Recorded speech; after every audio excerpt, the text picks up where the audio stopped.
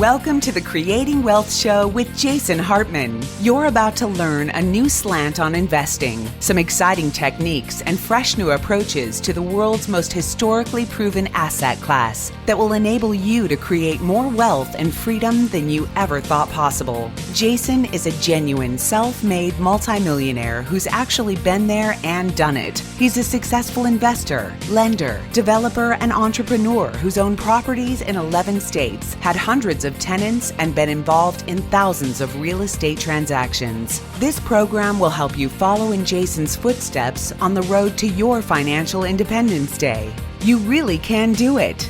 And now, here's your host, Jason Hartman, with the complete solution for real estate investors. Welcome to episode 1590, 1590, almost at 1600. All of the regular listeners know what today is. It is a 10th episode show where we talk about a topic of general interest. And what is the topic of general interest nowadays? Well, it's the election.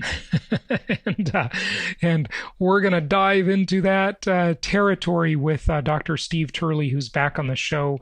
He has a huge YouTube following and really takes deep dives into all of these issues in terms of democratic ideals, political philosophy, and current events. So we'll get to that in a moment. But first, I want to share with you a Bloomberg article that I am reading. Naresh posted this in our content group, and it is just as I predicted, folks. Now, this is an October 30th article, so the day before the scary day of Halloween, we saw this article about what I predicted about 8 months earlier, 8.5 months earlier. And as I always say, in COVID time, that's yours because things have moved so quickly.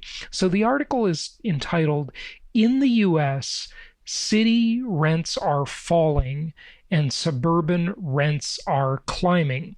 New research from Apartment List shows how COVID-19 has transformed the rental housing market in U.S. metro areas."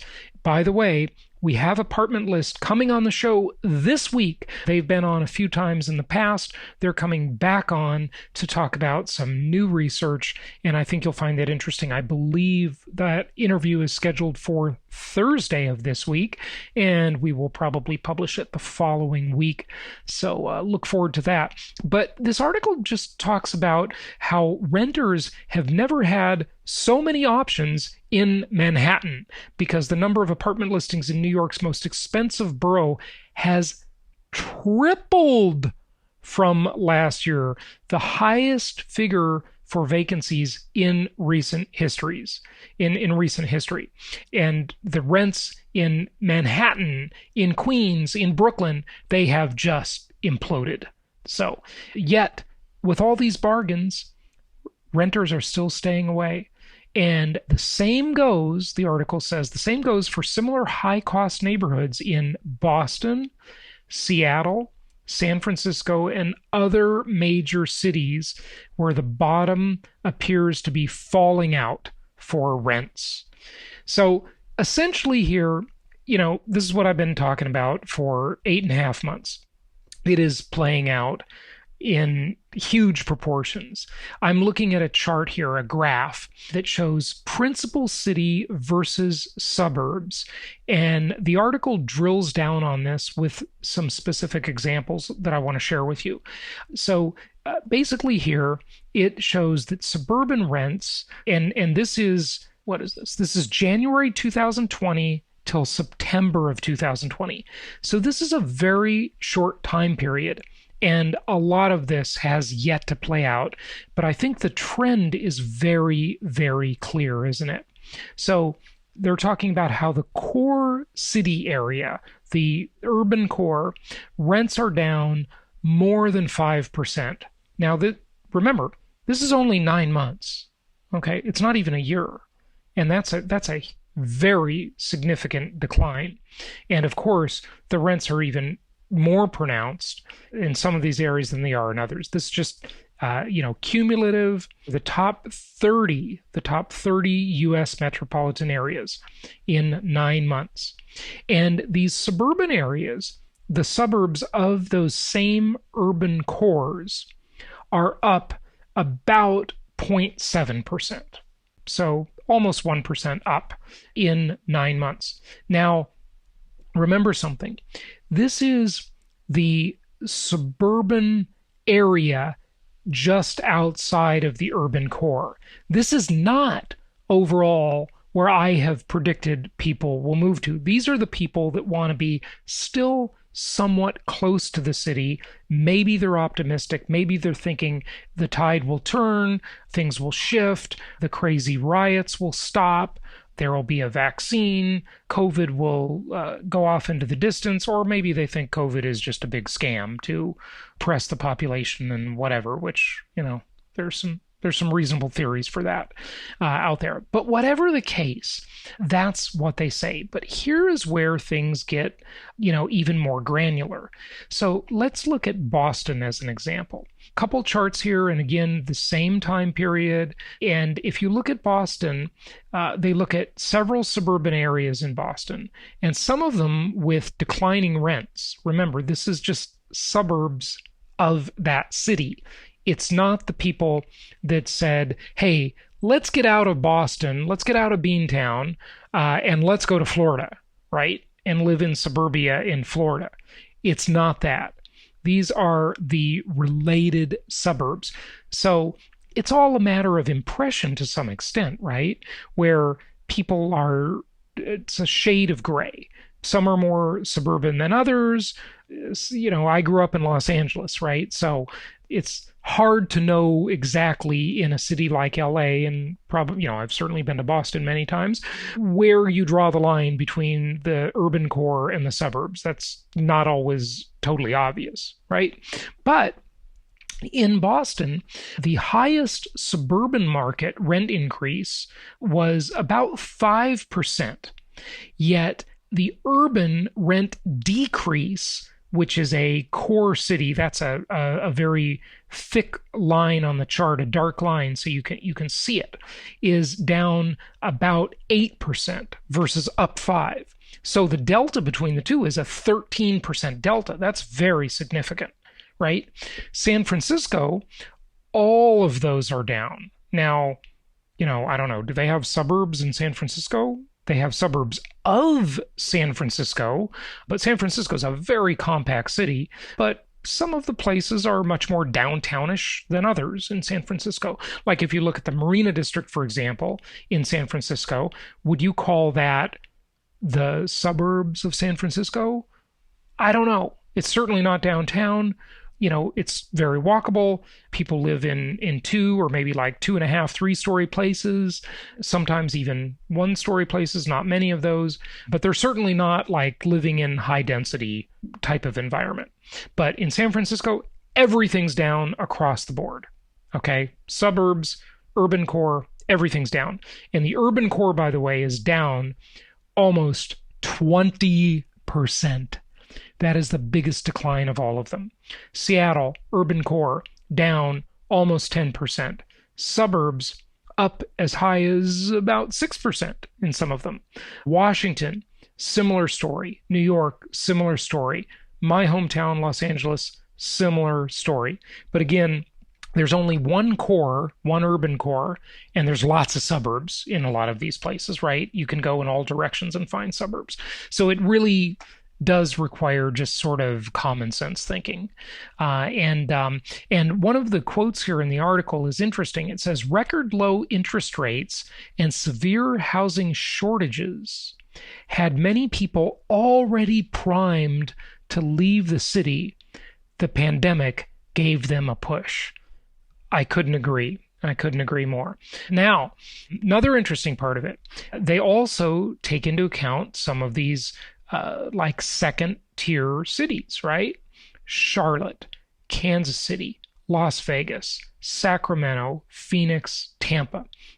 These are not trophy what I'll call first-tier cities. They're not San Francisco, they're not LA, they're not New York, they're not any of these places. And here you see that the urban areas of Charlotte down, urban areas of Kansas City actually up a little bit in terms of rent prices. Las Vegas, now, by the way, I want to give you something that can really skew that, okay?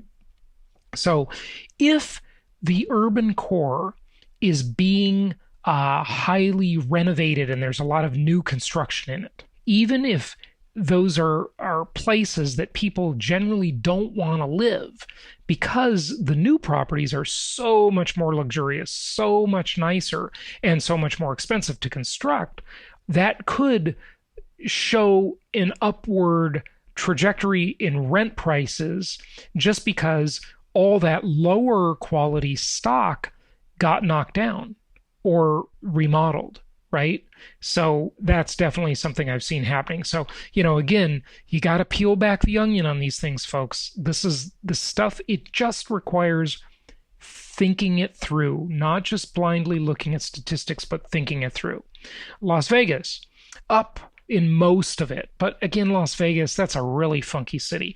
I am, even though I don't like Las Vegas very much, I am glad I had the experience of living there for a year and a half because it really helped me understand that Las Vegas is 3 cities in one. It's not one, it's 3. It's the slums, it's the suburbs like Summerlin and Henderson, and it's the Strip. And it's 3 very distinct things. Sacramento, everything is up. Sacramento is pretty much all suburban, and it has the government, the capital of California, the state capital. So again, as the government expands and there's lots of money being doled out, people always want to hang around the government, right? Because you can get your hand out. Phoenix, pretty much up all around. Phoenix doesn't have much of an urban core. I mean, it's got a little bit of a downtown. One of our investment counselors, Carrie, who you've heard on the show many times, she lives in downtown Phoenix, and it's got some kind of cool areas downtown, but, their downtown isn't very downtownish. I considered living in downtown Phoenix myself many times, never did. I lived in Tempe and Scottsdale, and also in one Phoenix area when I lived there for 6 years. But Phoenix, it's hard to call that a downtown, even the downtown area. Tampa, mostly up all around, okay? But again, Tampa doesn't have much of a downtown either, okay? Their downtown is a very small downtown, not much to it, but there certainly is a high-rise wave in all of these places to one degree or another. So just thought I would share that with you. Okay, let's get to our 10th episode. By the way, a lot of you still taking advantage of our Asset Protection 2.0 web class, and that's available at jasonhartman.com/protect, jasonhartman.com/protect. And I'm getting a lot of great feedback, a lot of people saying they're learning a whole lot on that subject by attending that webinar. And some of you are getting involved with our attorney, who really is about the lowest price I've ever seen for what he does. He's a great deal, no question about it. So check that out, jasonhartman.com/protect. And remember, this is a 10th episode show, so the rest of the show, we will not be talking about income property, but we will be back tomorrow to talk more about that. We are talking about the election with Dr. Steve Turley, who has some really interesting insights. And here we go.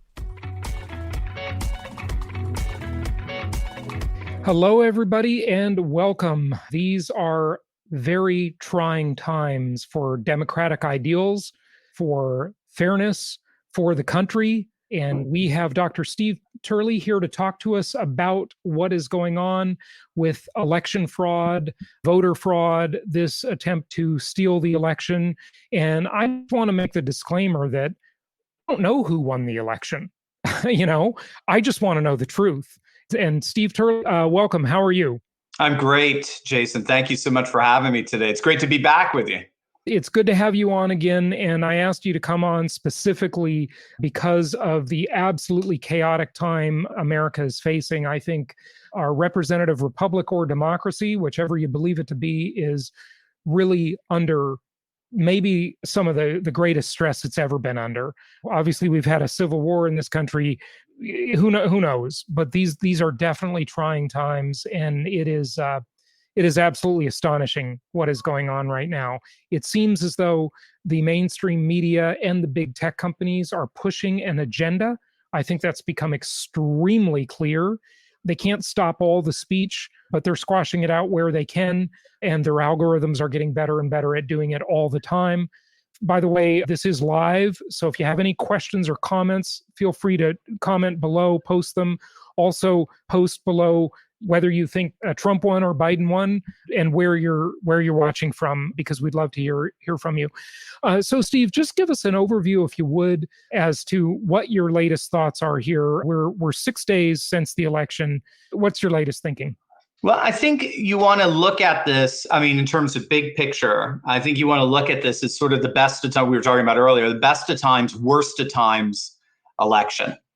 And that's because if you think it through, running up to the election, the left threw virtually everything they have at us. So you had a media monolith that gave us 100% coverage, negative coverage against Trump. In many ways, they weren't even journalists. They were just hecklers at the end of it all. You had big tech censoring, for Facebook, Twitter, and the like, Google. The New York Post. New York, censoring the Biden the White story. House press secretary. So, and Trump himself. And the president himself. The president himself. And that was just a prelude to this barrage of censorship that they're doing. Trump can't tweet out anything without some kind of qualified Twitter qualification, some kind of weaponized fact checking. You had suppression polls being pushed on us that were telling us that Biden was going to win upwards of 17 points in Wisconsin. CNN had on the day of the election that he was ahead in the general vote, the popular vote, by 10%. He ended up supposedly winning it by just 1%. Wisconsin's still a squeaker. It's being decided by just a few thousand votes. You had the NBA, you had the NFL coming out giving us a masterclass on politically correct wokeness beforehand and pushing the BLM movement.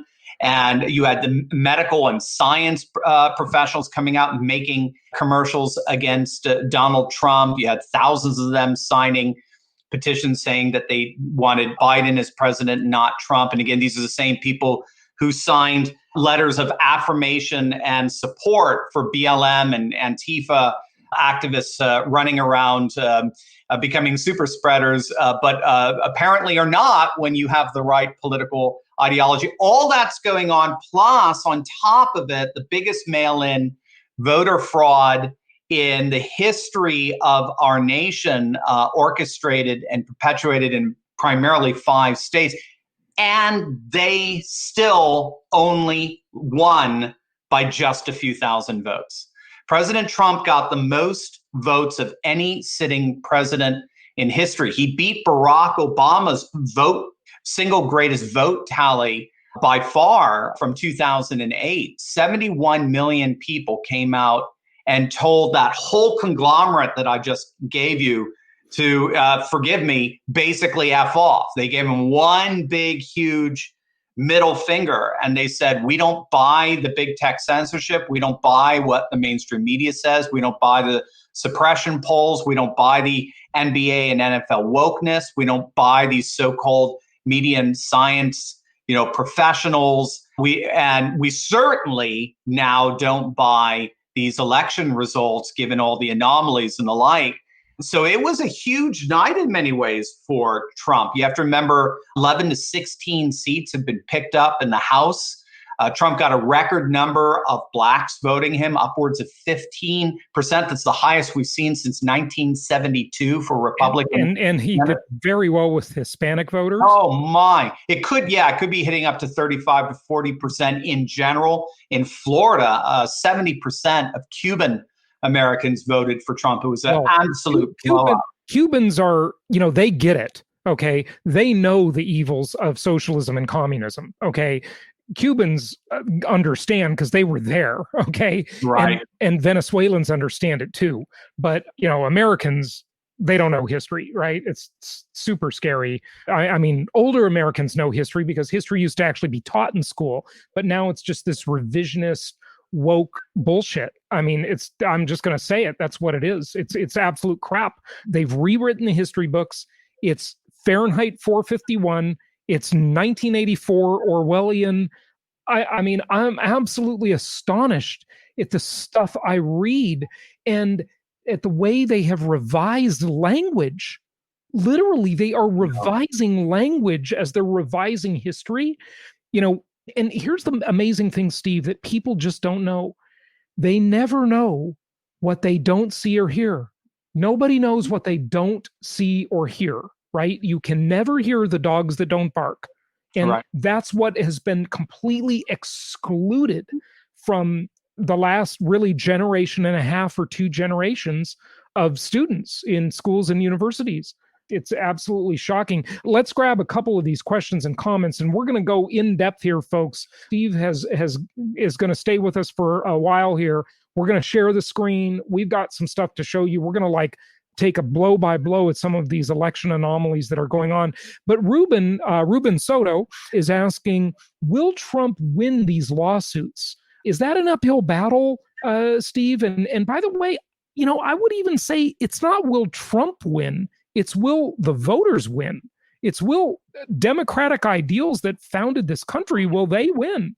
Yeah, great question. And of course, that's the $64,000 question, right? And that's the case with any kind of legal situation you go into. That's why you try to settle out of court.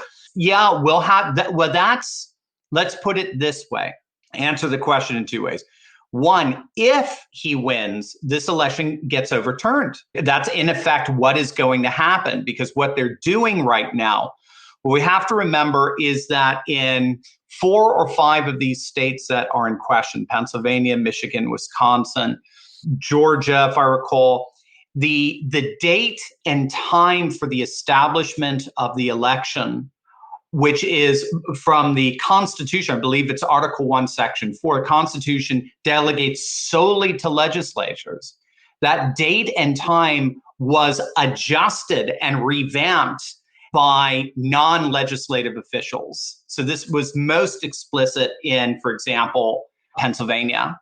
Pennsylvania had their Supreme Court come in and adjust the time set explicitly by what's called Act 77. You can look it up. It's actually a very easy law to read online. Act 77. You can read Act 77. Yeah, Act 77. You could read Justice Alito's 4-page, if I recall, decision, well, semi-decision or pre-decision on it, on why they were going to take it up. He wrote on behalf of the conservatives on the Supreme Court. Judge Amy Coney Barrett, notwithstanding, she was still getting briefed at the time, so she wasn't part of it. She will be, as I understand it, for the decision. But he basically said you had 8 p.m.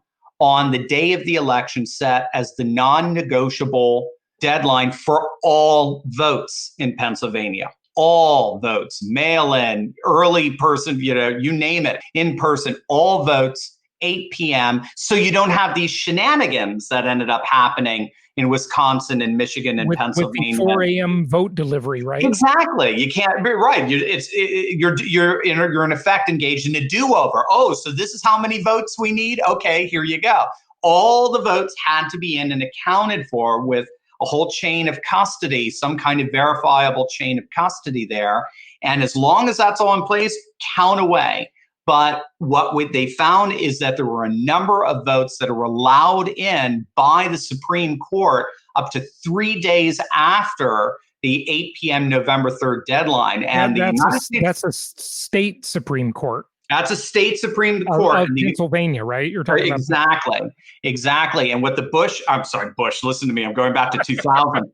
Oh my. Yeah. So now we've got 5 Floridas, right? So what the Trump administration is doing is they're in effect saying, their lawyers, Rudy particularly, Giuliani is saying that, arguing that any vote that was counted after 8 p.m. is by definition an invalid vote. Sam Alito appears to agree with that. So he demanded that those votes, all votes that arrived in, all ballots after 8 p.m. on November 3rd have to be sequestered. They have to be separated from the other votes, the votes that arrived before, and they cannot be included in the vote total, which would be very interesting. And he had to, or as I understand it, he had to issue that order twice because they didn't listen to him at first. So he had to come back again on Friday night and say, I better have made myself very clear. You need to sequester any and all ballots that came in after 8 p.m. for review, and you cannot count them in with the whole. So what that means is what his again pre-decision brief basically stated was, it seems pretty clear that the United States Constitution was violated by legislation from the bench. If you wanted to change the time that ballots were allowed in to be counted, if you were in the legislative branch, you would have to have new legislation. It would have to get reconciled. It'd have to go through your committees. It'd have to get adjusted. You vote on the new bill, and then it becomes law. What you basically had was the Supreme Court of Pennsylvania act in a judicial decree, just came in, took a pen, and changed the date. But Article 1, Section 4 of the U.S. Constitution says the only people who are allowed to change the date are legislatures. Legislatures have the sole responsibility. So what we're finding is there's actually several states involved here that had extra or non-legislative officials changing the date, and that's getting challenged at every level. And when you have 5-vote conservative majority in the Supreme Court that despises legislation from the bench, I think there's a very, very good chance that these votes could get overturned. So remember, folks, the way our system works is that the judges don't make the law and they don't change the law. They only interpret the law. That's what their job is, right?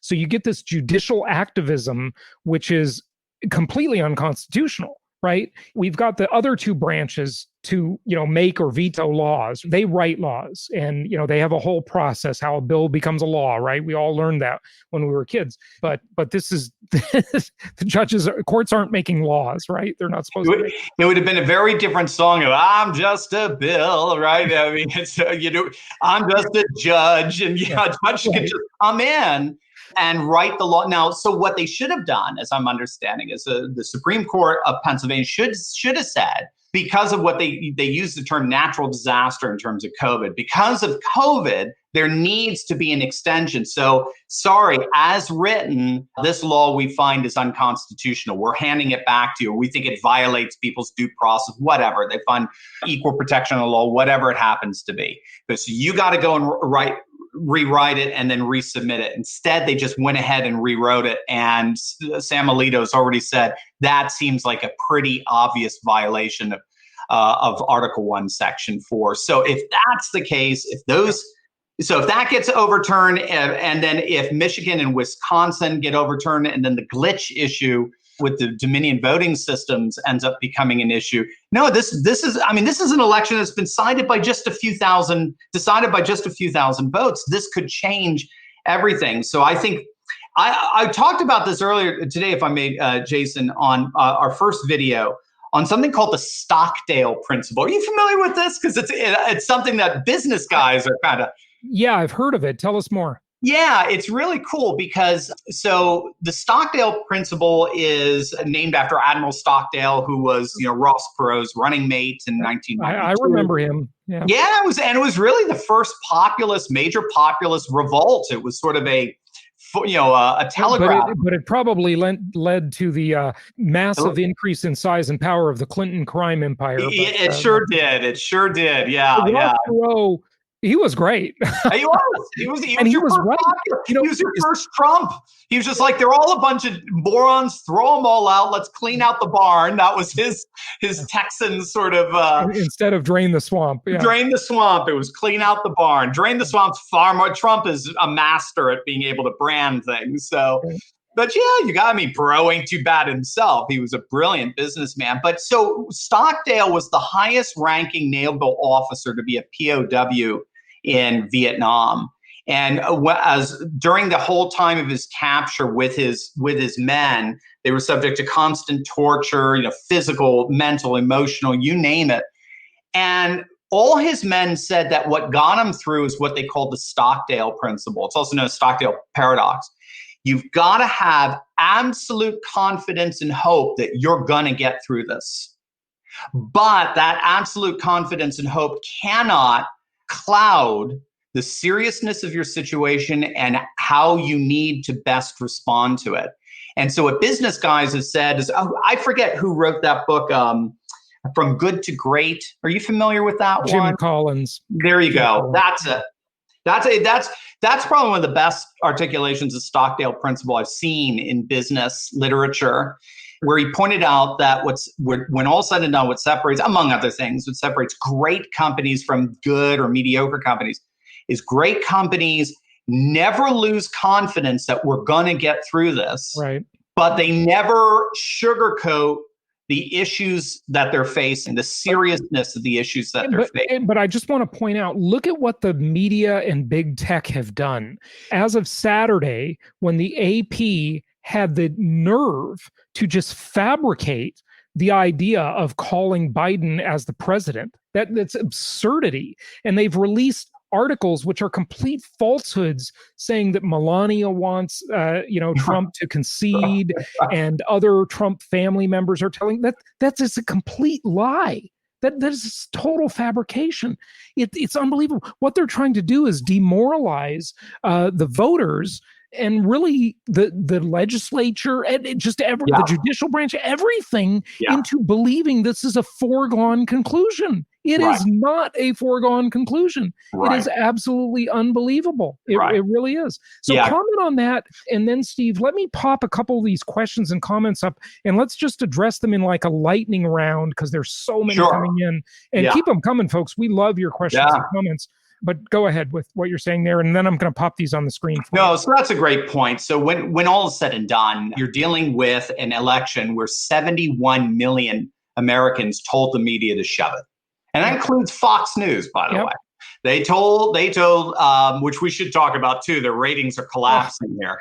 I know you've got a good article on that. So you have 71 million Americans that told the media through their concerted effort over the last 4 years to delegitimize Trump, to shove it. Do you think they're listening to that media now? Yeah. No, absolutely not. But you're not going to see that. What does the media do? The media puts forward their narrative. It's a two-step dance. They put forward their narrative, and then what do? It's a process known as selectivity. They select the Mitt Romneys of the world and the Chris Christies and the George W. Bushes of all people. Talk about a hypocrite par excellence.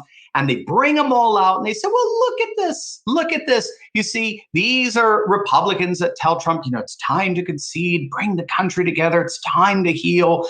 You need to stop this for the good of the country. But they're not the healers. They're the most divisive, intolerant people ever. That's exactly right. It's I cannot believe some people fall for that. Yeah. There's just like no critical thinking ability anymore. Yeah. It's absolutely astonishing. Well, and if there really was, as it does appear because of all the anomalies and irregularities, if there really was mass voter fraud, you and I can know that the vast majority of American people do not fall for it.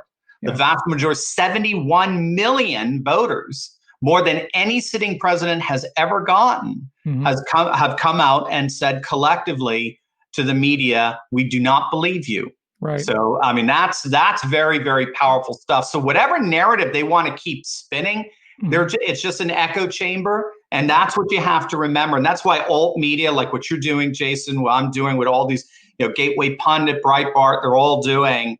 That's when they become, we all collectively together, along with our listeners, because they're part of this story. That's what's so wonderful about it. With alt media, we become more important than ever in that sense. But let me tell you, folks, here's the danger. And this danger, we're already seeing so many examples of it. We see absolute scumbags like Jack Dorsey, who doesn't care about the democratic process. He doesn't care about fair. He now looks like a Charles Manson knockoff. Yeah, I was going to say, he doesn't care much about his appearance either, obviously. But we sadly, the alt media has built its house on rented land, and all of these tech companies have control, and they can shut us off at any moment, and they keep doing it. And the Google antitrust case will probably evaporate if Biden takes office. That'll just evaporate because, big tech is paying him off and, paying off his cohorts and so forth. So it's a very dangerous situation, very dangerous time for freedom of thought. It really is. So look at the screen, Steve. Let's just grab a couple of these things in lightning round fashion.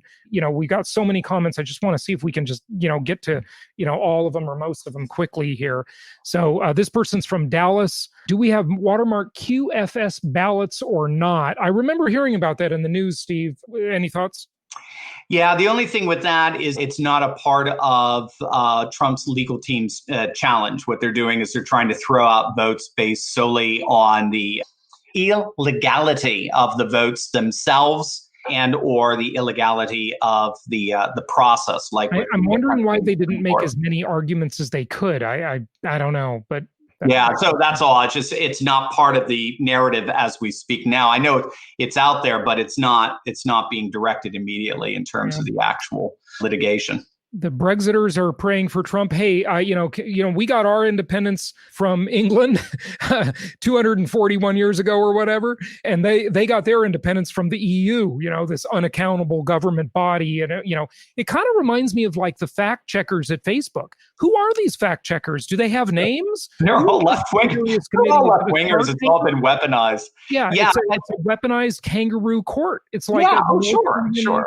And again, 71. That's the beauty. And this is what everyone, if anything, we maybe need to create shirts, Jason, for this. 71 million Americans agree. Yeah. They agree exactly with what you said. It's a kangaroo court. These fact checkers are nonsense. Now, nearly 100, we're getting within earshot of 100 million Americans, voting Americans saying, we don't buy anything you say. By the way, Brexit, June 23rd, 2016, in many ways, that got the ball rolling all across the West. The Brexit was the most amazing vote ever in terms of just the wonderful things that followed. It was great news. They got their independence with zero bloodshed, but they've got their own problems because they've ruined their own country, just like most of the rest of Europe. I'd say almost every country in Europe has attempted to commit suicide, except maybe Poland. It's like the only one that seems to be Hungary too. Yeah, Viktor Orban's Hungary. Yeah. Hungary too, I guess. Okay, yeah. I don't know much about it, but yeah, it's absolutely scary. Hey, we do know each other, John Doe. we all support each other. That's the beauty of what we do here. Yeah. Here we got a fan of both of us. The roommate is a fan of both of us. Yeah, that's great. Good stuff. Okay, can cryptography and blockchain voting regain trust in the system? That's a good question, maybe. Yeah, George Gilder has been arguing that. He has a book, Life After Google, if I recall. Yeah, really good book. He's been on my show many times, and he's busy with the new book. I just talked to him last week. He spoke at one of our events last year, and he said after he gets done with his book, he'll come back on the show, but now I want to talk to him more than ever. Yeah.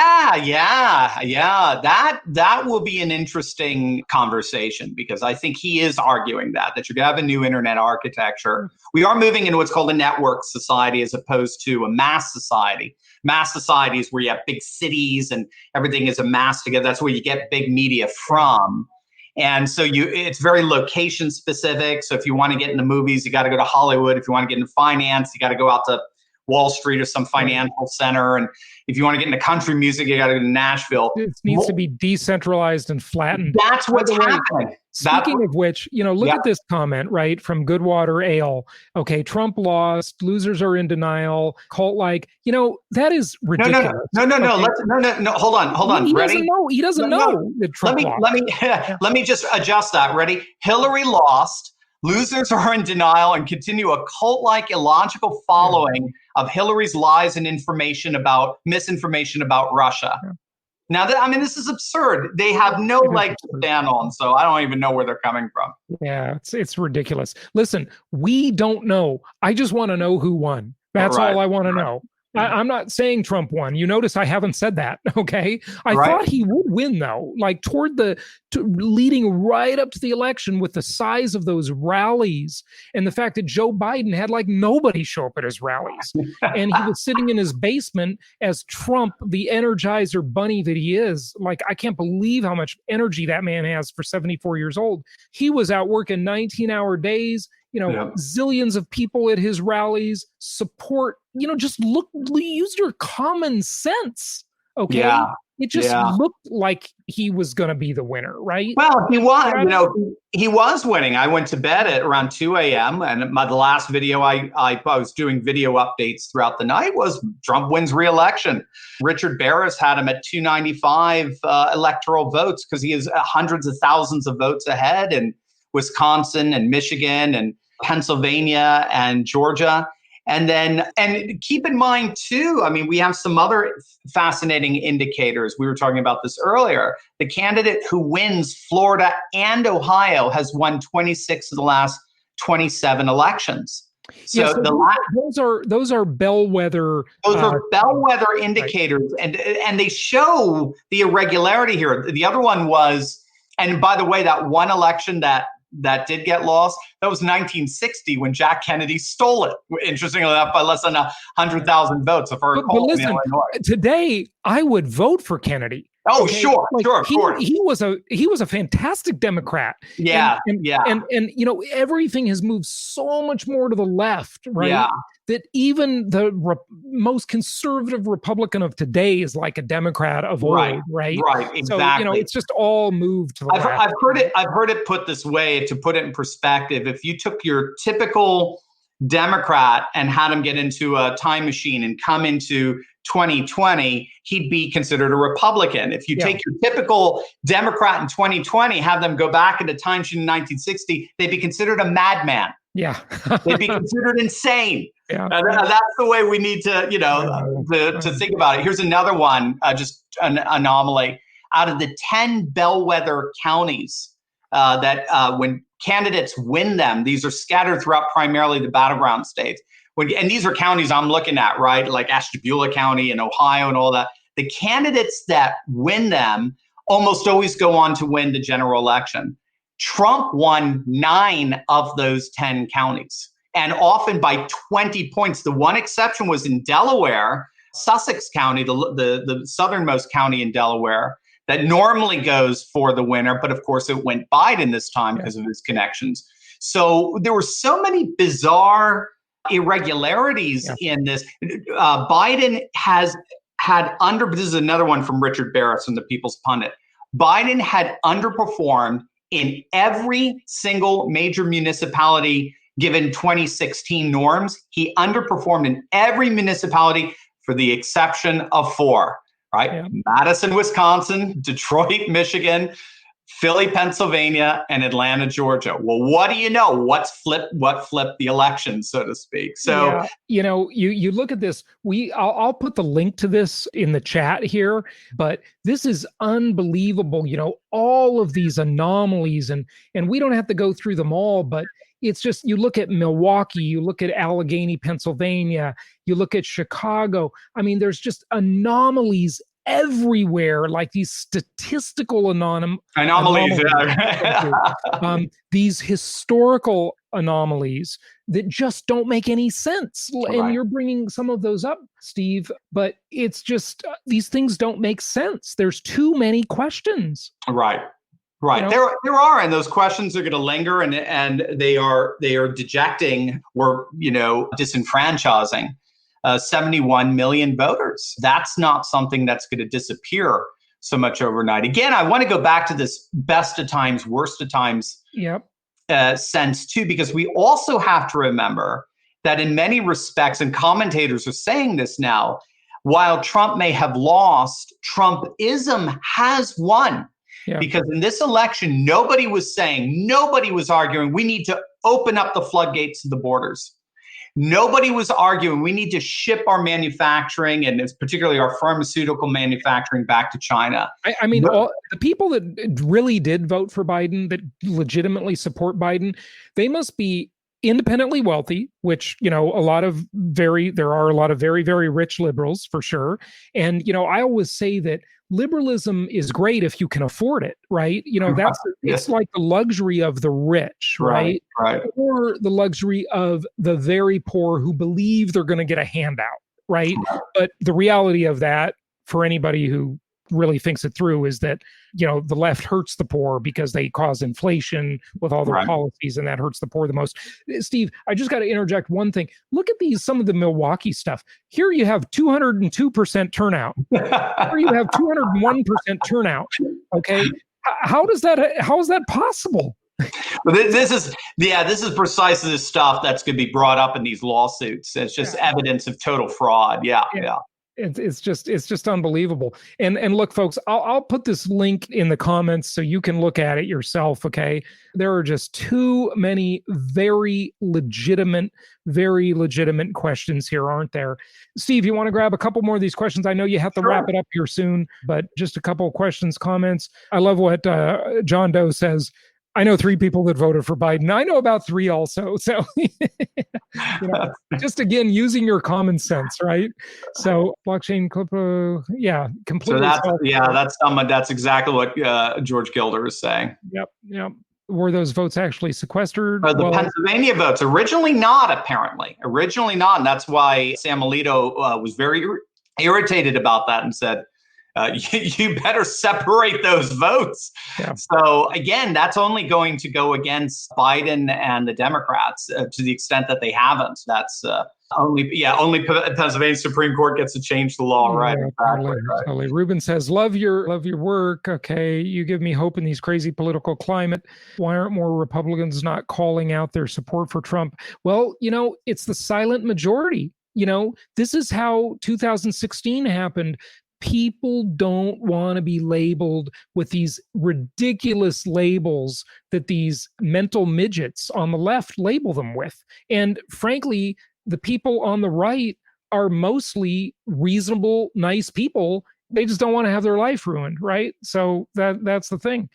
Just imagine if if this was on the left, how many cities would be burning right now if you think it through? Oh, yeah. I mean, come on, So no, what he says is, and that's a beautiful question, because I think it just gets the sentiment of why so many supported Trump. He was fearless, right? Romney is a coward, and Trump is fearless. And it didn't matter what it was, whether it was building the wall or taking on China or was standing up for traditional values and so on. He had no problem. Think about it. Think about who he nominated for the Supreme Court. It wasn't these squishy John Edwards. It wasn't these, milquetoast sort of David Souters or Anthony Kennedy's who said, he went to the Federalist Society and said, give me the list of your most trusted conservative judicial scholars and judges. Those are my guys. Those are the ones I want to put up there. And so he was just fearless and is fearless, I should say. I don't want to sound like we're writing the obituary. He does not care about being liked. Right. What he cares about is doing right. Look, I'm not saying I would trust Trump in like a business deal necessarily. I know he would be looking out for number one. Okay. But I do believe he has a deep love for the country and for the middle class. And Absolutely. He has gone to bat for them. There's just no question about it. And the folks supporting Biden, they're usually in that middle class. Most of them are, right? And or the diminishing middle class, and that's who Trump is supporting. Anyway, just grab any of these, Steve. I'll just move through them because I know there are lots of crazy other record has been. Well, we'll see about that. Again, that's going to be maybe in the public opinion or in the media. But again, 71 million people aren't listening to the media anymore. And this is where ultimately, all of this comes back to SCOTUS. If they take these cases and so forth. Again, it's anybody's guess how a 5-vote conservative bloc is going to vote here. They may really turn this stuff upside down. Yeah, you'll see. Arizona, no, the count is not done last I knew, right? Right. Still military ballots and all kinds of stuff. Yeah, that's true. Yeah. Okay, here is more. I'm trying to get to some new people, not the same people every time, but go ahead and grab any comments. Well, we'll see. I mean, we've got the signed affidavits of 40 to 60 people, some of those in Wisconsin, talking about how they were eyewitnesses to election fraud. So we'll see how that plays out in the courts. Yeah. And Brent, I completely agree with you. This is about a fight for the system. Okay. Yeah. It really is. From Edinburgh. All right. Hey, thanks for joining us from far away. That's awesome. That's right. Good stuff. And there are some news outlets that you really can be listening to. I've noticed Sky News Australia is pretty they're balanced fantastic. and legit. Yeah, they're great. Newsmax, obviously. Yeah, it's interesting. Yeah, Joseph, I agree. Keep spreading. No, the media is at the heart of this coup. The media and the deep state are absolutely intertwined. And we found that, studies showed that anywhere from 95% of the media's coverage of Trump was negative. That's by design. And again, at the end, and he still got the most votes of any president ever.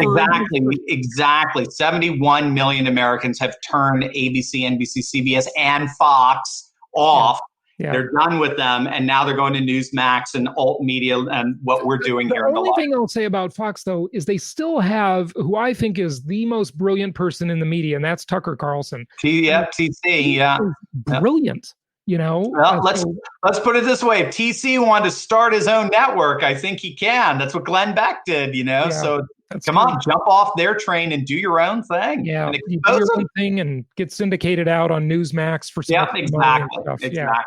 Yeah, and same with Laura Ingraham too. So all of them. Yes, I do believe in a global media scam. I think we are witnessing it. Absolutely, Steve. Yeah, sure. So globalism, by its nature, is a technology and telecommunications system that by its nature collectivizes because the borders and boundaries stop growth. They stop scaling.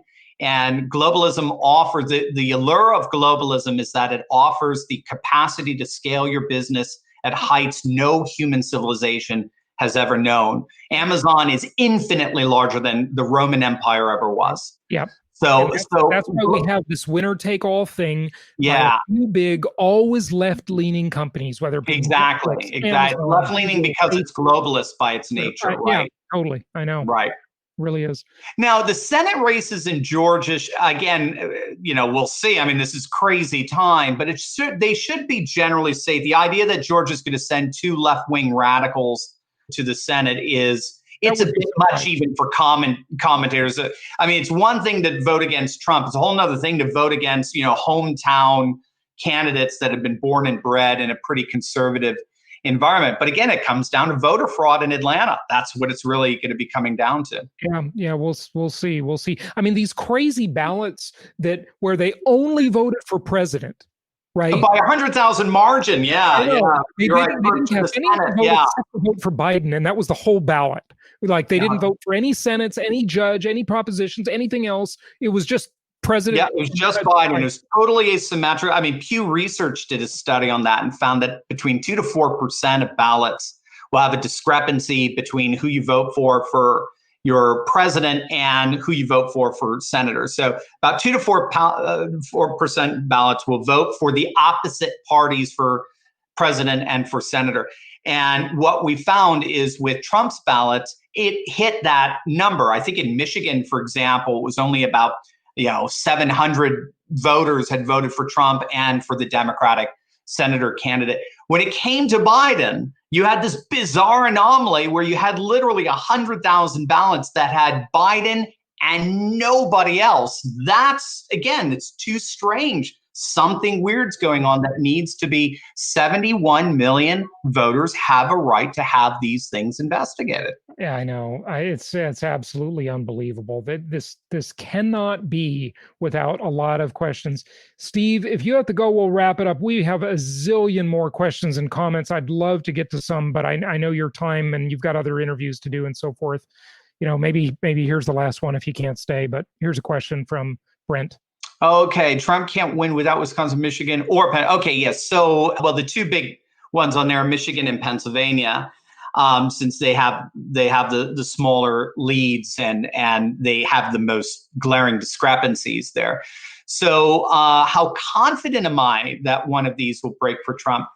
My confidence is not so much in how they're going to break. My confidence is in Trump's legal team and in the assessment of how SCOTUS is going to break on the Pennsylvania thing. And we'll find out the closer we get as the process starts working itself out. We'll start seeing what the chances are. But make no mistake, I mean, just even recanvassing and recounting could be just enough to change, because you're dealing with Biden winning just by a few thousand votes. Again, this is what made people so upset, is you have in Texas, Biden lost more counties than any Democrat presidential candidate in history. Now, I know that's partly misleading because Texas was once all Democrat, but he lost more counties in Texas than any Democrat presidential candidate in history. He lost Texas by 8 points. He lost Ohio by 8 points. He lost Florida by almost 4 points. And yet Fox News sat on all of them.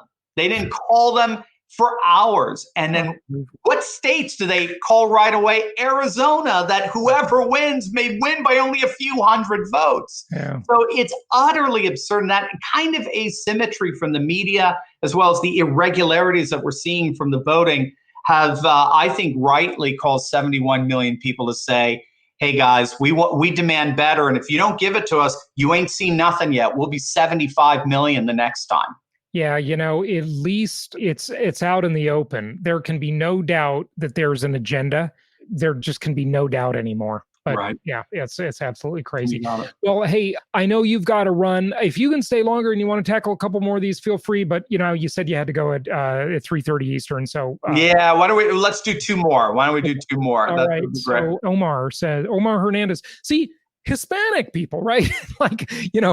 Trump has created his own media with this kind of channels, and others say the truth of things, but is too late. Well, maybe, I don't know. If Trump does not win, there's a lot of predictions that he'd be the last Republican president. And, yeah, we'll see about that. I think, these are the same people who, a lot of people said, well, he's going to win in a blowout. I'd be careful.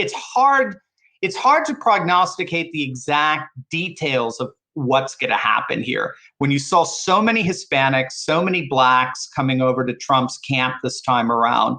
Tucker Carlson said it best. Florida is the future of the country, not California. It's Florida. Yeah. It's a multi-ethnic nationalist sentiment that loves being American and loves to affirm the shared traditions that made so many people leave their country of origin in order to come and be a part of this. They don't want a bunch of pissed off, identity politics demographics, and they don't like it. I know my wife is from Japan, and she can't stand it when immigrants play into the whole identity politics thing. Okay? She's like, there is that sentiment. Then go back to your old country if things were so great over there. Right. There is a natural sentiment to say you came here for a reason. Can you please support and celebrate that reason so we all do it together? That kind of thing. Yeah. Yeah. I couldn't agree more. That is true.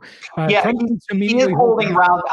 The Gateway Pundit talked about that today. It looks like, yes, Republicans remind Romney, Bush, and Mitch McConnell. So it looks like he's going to hold some rallies in particularly some of these swing states to galvanize that 71 million. Because you have this very powerful alternative narrative from the media that it's all lost and, just we need your sore losers. Let's get on with it. Romney and Bush are not the future of the Republican Party. So I do think the issue of will there ever be another Republican president, the questioning on the type of Republican. Yeah, well, that will be true. That will come true. There will not be one if Romney and Bush are allowed, if the neocons are allowed back in. No, there will not be another Republican Party. What Trump absolutely proved, even by this election, is that Trumpism won. Trumpism won. No one's running around talking about open borders. No one's running around talking about shipping jobs overseas. If anything, Biden was trying to run up Trump on that, right? Yeah, Biden was trying to be Mr. Manufacturer and blue collar. I know what it's like and blah, blah, blah. And no one is trumpeting political correctness. So those are kind of the three key areas that Trump has decisively won on. And the moment Democrats try to push against that, they're going to see a blowback like they've never seen. Yeah, well, we shall see. But listen, we know their agenda, and we know that all China has to do is give Hunter Biden a consulting gig for $2 million a year, and they'll get their trade deal back, right? Hunter Biden on CNN. I love it. Yeah, that's right. Good. Yeah, it's unbelievable. So maybe this will be the last one. San says, really, it's the people in Idiocracy. That's a great movie. Yeah. They're easily manipulated. So yeah, the solution is the education engagement. So it shows your audience the solution in my mind. Absolutely, San. And we're going, this pandemic has worked in some strange ways. Homeschooling is more popular than ever. And this is getting more and more families to break away from the education monopoly and start engaging in more homeschooling-oriented curriculum. And homeschooling-oriented curriculum is overwhelmingly nationalist and populist and traditionalist, and that tends to focus on critical thinking skills, laws of logic, and the like.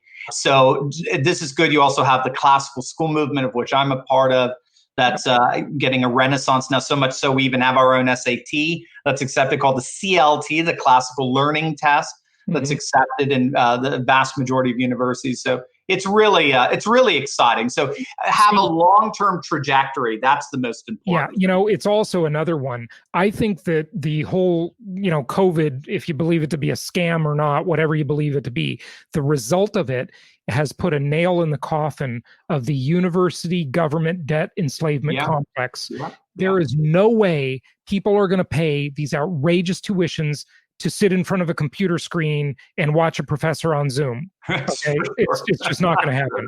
I got 2 in college now. Believe me, I know. Yeah, I see it. Yeah, it's absolutely absurd. It really is. But the gold color, your comment, it's duly noted. We got to wrap it up, folks, for Steve, because I know he's got to go. But I did put a link in the chat thread, folks. So look on wherever you're watching. That should go through to Facebook and YouTube, I hope. In the comment thread, and it's the link to this article. You really do need to read. It's fascinating for sure, and really telling about stuff. Steve Turley, wrap it up. Give out your website, whatever you want. Wrap it up with a closing comment, and we'll say goodbye for now. Yeah, well, they can check me out at my own website, turleytalks.com, my last name plus talks, like tedtalks.com, or go to YouTube and just punch in Dr. Steve Turley. You can find all our videos that we do there. But yeah, as frustrating as this is, 71 million strong. That's what we are right now. We are 71 million strong. That is a very, very powerful force for the future. It really is. Everybody watching, I'm sorry we did not have a chance to get to all of you. There's so many questions and comments. Thank you so much for them. I really apologize. There's just no way we could get to all of them, but we love them. I read them all. Okay. So don't worry. They will all be read, and they'll somehow come through on another episode in the future. Okay, I'll get to them. But Steve Turley, thank you so much for joining us. Folks, keep the faith. Listen, this is a fight for democratic ideals. Okay, it's not about Trump versus Biden. It's about the system, and does it work, right? That's what we need to know. We don't know who won. Okay, we just don't know. It's a question mark, and we want to know the truth. So that's the goal here. So thanks so much, everybody. Really appreciate it, and be well.